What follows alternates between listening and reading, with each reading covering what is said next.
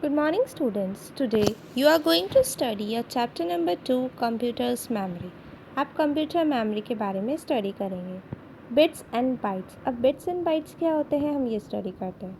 All the information data and instruction in a computer get stored and processed as number. जो भी computer में आपकी information होते हैं, डाटा होते हैं, कुछ भी इंस्ट्रक्शंस हम स्टोर करते हैं, ये सब एक नंबर की तरह प्रोसेस भी होते हैं. So computer use only 2 digit. So computer जो होती है ओनली 2 डिजिट यूज़ करती है इस पर्पज़ के लिए, 0 एंड 1. सो ये जो 0 और 1 होता है इसे हम बोलते हैं बाइनरी कोड, एंड 0 और 1 आपकी होती है binary digits. Okay, so bit is the short form of binary digits. So जो आपने यहाँ बाइनरी डिजिट बोला है इसका शॉर्ट फॉर्म होता है बिट.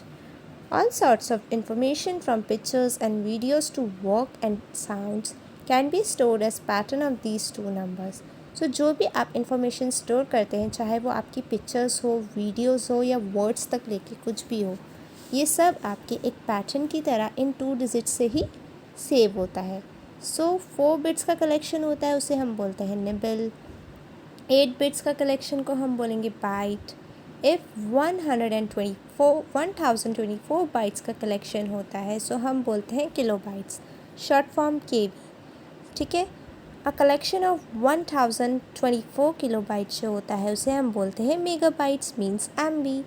अगर 1024 मेगा बाइट्स का कलेक्शन हो रहा है सो जीगा बाइट. 1024 जीगा बाइट का कलेक्शन हुआ तो टेट्राबाइट TB. ठीक है, सो अब हमारा ये यूज़ कहाँ आता है, आपको ये लर्न करने की क्यों ज़रूरत है वो देखो. ये सब आपको लर्न होने चाहिए. और क्यों होने चाहिए देखो, आपको जैसे क्वेश्चन दिया, आपको इन बाइट्स को इक्विवेलेंट में कन्वर्ट करना है. सो 240 KB दे दिया है आपको. ठीक है, सो KB में मैंने क्या बताया था, कितने बाइट्स का कलेक्शन होता है 1024. सो हमने 240 को इससे क्या कर लिया, मल्टीप्लाई कर लिया. अब आपको दिया है 1.44 MB में हमें क्या चाहिए होता है, इतने किलो बाइट्स होनी चाहिए. सो हमने इसको मल्टीप्लाई कर लिया 1.44 को 1024 KB से. जब हमने इसको इससे मल्टीप्लाई करके आंसर निकाला तो ये हमारे बाइट्स में कन्वर्ट हो गया. तो हमें सबको बाइट में कन्वर्ट करने के लिए इन सबको लर्न करना कंपल्सरी है. ठीक है, फिर आपने जब ये सीख ही लिया है, अब हम देखते हैं सिलिकॉन चिप्स क्या होता है. Silicon chips electronic circuits carrying bits are stored on chips. Silicon chips में क्या होता है, आपके इलेक्ट्रॉनिक सर्किट्स जो होते हैं बिट्स कैरी करते हैं. These chips are made of tiny pieces of material called silicon. ये किससे बना है, काफ़ी सारे टाइनी पीसेस से बना है जिसे हम बोलते हैं सिलिकॉन. हर एक चिप जो होती है काफ़ी सारे सर्किट्स से कवर्ड होती है. All the chips in a computer are mounted on boards called printed circuit boards, PCBs और डाटा बोर्ड्स. तो ये सारे कहाँ पे होती है, कंप्यूटर पे कहाँ माउंट होती है, प्रिंटेड सर्किट बोर्ड्स पे, या जिसको हम डाटा बोर्ड भी बोलते हैं. ये डाटा बोर्ड्स आपकी मदर बोर्ड से अटैच होती है, CPU के अंदर है ये सारी चीज़ें. ठीक है, फिर है कंप्यूटर मेमोरी. कंप्यूटर मेमोरी क्या होती है, कंप्यूटर जो होता है काफ़ी सारा वर्क स्टोर करके रखता है. सो जहाँ पे आपकी इंफॉर्मेशन स्टोर हो रही है उसे हम कंप्यूटर की मेमोरी बोलते हैं. ये मेमोरी किससे बनी हुई है, इन्हीं चिप से बनी है. मेमोरी 2 टाइप्स की होती है. फर्स्ट क्या है आपकी प्राइमरी मेमोरी, सेकंड होती है सेकेंडरी मेमोरी. अब हम इसे डिटेल में स्टडी करेंगे. सो प्राइमरी मेमोरी क्या होती है, primary memory is known as main memory of the computer. ये कंप्यूटर की मेन मेमोरी होती है. It is the memory that can be directly accessed by the CPU. ये वो मेमोरी होती है जो CPU डायरेक्टली यूज़ कर सकता है. ये मेमोरी भी आपकी 2 टाइप्स में डिवाइड है. फर्स्ट आपकी है रैम, सेकंड आपकी आती है रोम. सो रैम क्या है, हम पहले वो स्टडी करते हैं. रैम का फुल फॉर्म होता है रैंडम एक्सेस मेमोरी. इसको हम रैम भी बोलते हैं, रीड राइट मेमोरी होती है. ठीक है, RAM means read write memory.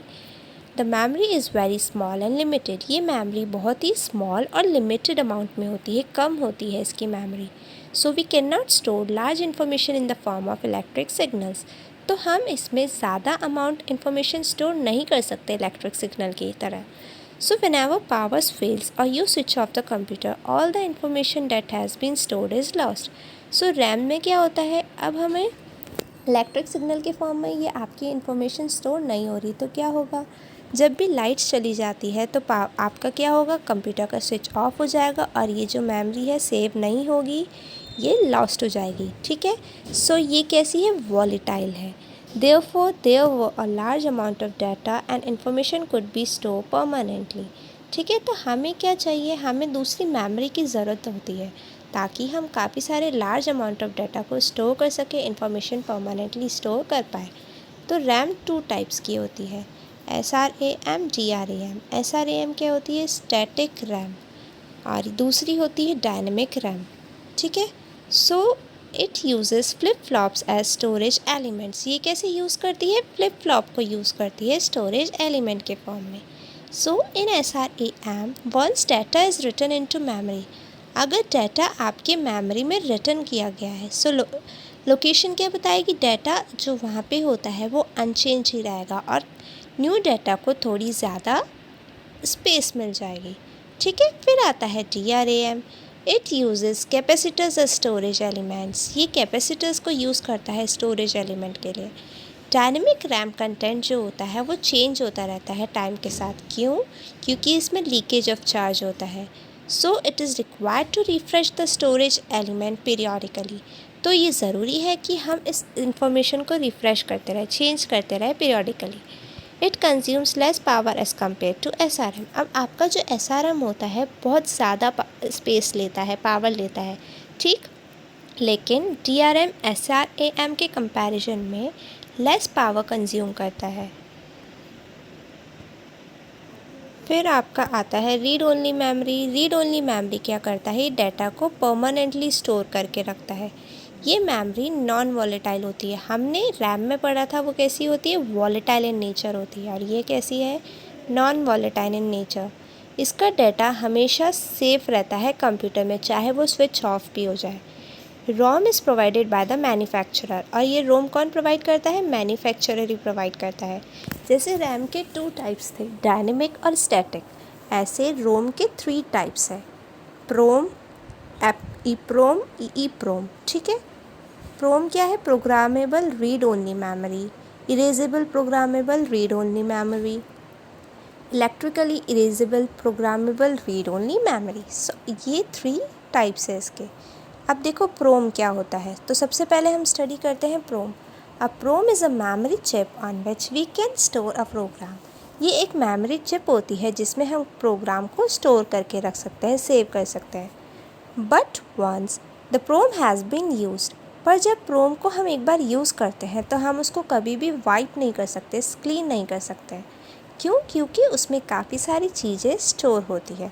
Like ROMs, PROMs are non volatile, जैसे कि रोम और प्रोम नॉन वॉलेटाइल है। It uses fusible links that can be burn by using special PROM burning circuit. So ये क्या होते हैं, फ्यूजिबल लिंक्स होती है जो अगर एक बार बर्न हो जाती है तो ये प्रोम बर्न कर सकता है इसका circuit. It can be program by the user using a PROM programmer. ये प्रोग्राम करते हैं प्रोम प्रोग्रामर की हेल्प से। ठीक है, फिर आता है EEPROM। The information stored in a EEPROM can be erased by exposing the memory to ultraviolet light। जो EEPROM में इंफॉर्मेशन स्टोर होती है वो अल्ट्रावायलेट लाइट मेमोरी से हम एक्सपोज कर सकते हैं, इरेज कर सकते हैं। ठीक है, फिर आती है electrical erasable programmable read only memory. It is also same as EEPROM। ये भी EEPROM की तरह ही होती है, बट इसमें इरेजिंग किसकी हेल्प से होती है, इलेक्ट्रिकल सिग्नल की हेल्प से, और ऊपर किससे हो रही थी, अल्ट्रावायलेट लाइट। फिर आती है secondary memory. The secondary memory is also known as auxiliary memory और backup memory. Secondary memory auxiliary memory और बैकअप मेमोरी भी होती है। It is not directly accessible to the CPU। ये डायरेक्टली एक्सेसिबल नहीं होती है CPU से, ठीक है, डायरेक्टली कनेक्ट नहीं होती है। इसमें इनपुट आउटपुट चैनल्स यूज़ किए जाते हैं नॉन वॉलेटाइल मेमोरी को एक्सेस करने के लिए।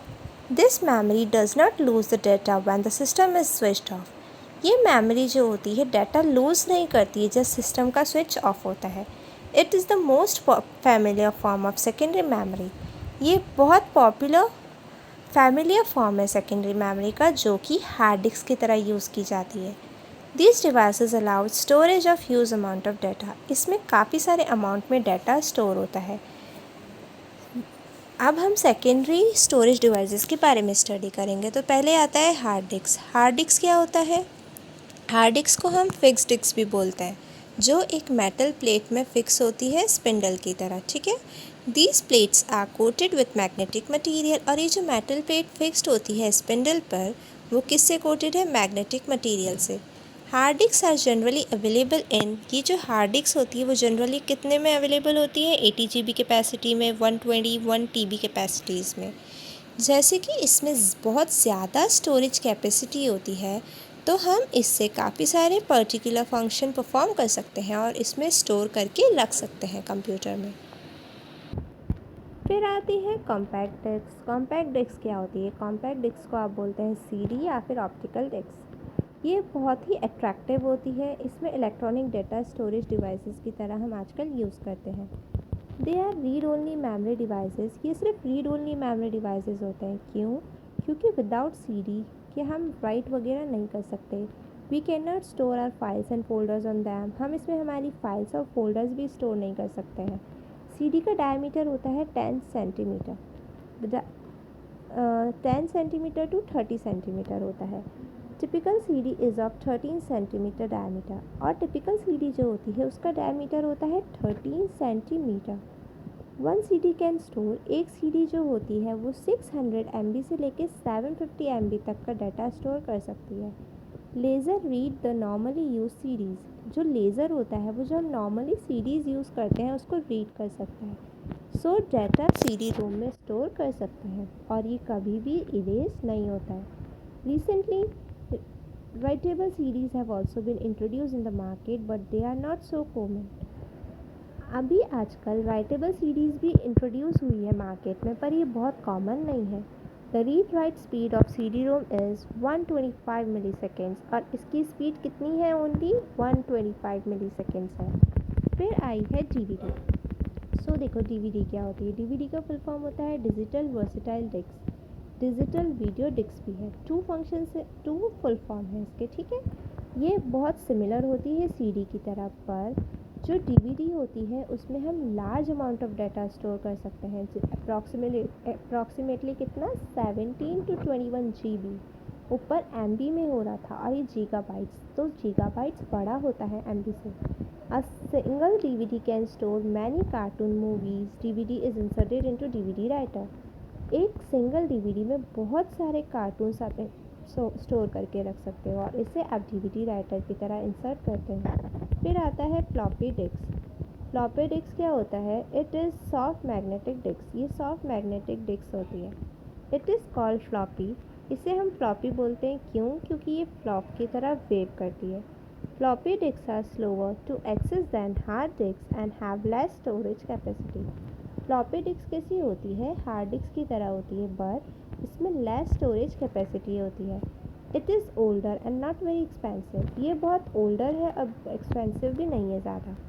Floppy disk are available in 2 sizes. Floppy disk 2 sizes में अवेलेबल होती है, 3.5 inches and 5.24 inches.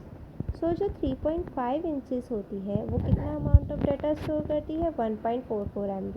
And 5.24 inch वाली 1.2 MB डाटा स्टोर करती है।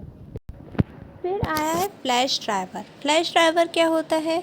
Flash drivers are also known as pen drives. Flash driver को हम पेन ड्राइव्स भी बोलते हैं।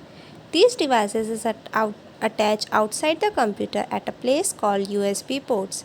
ये जो डिवाइस होते हैं कंप्यूटर के बाहर की तरफ प्लेस किए जाते हैं, लगाए जाते हैं, जिसे हम USB पोर्ट कहते हैं।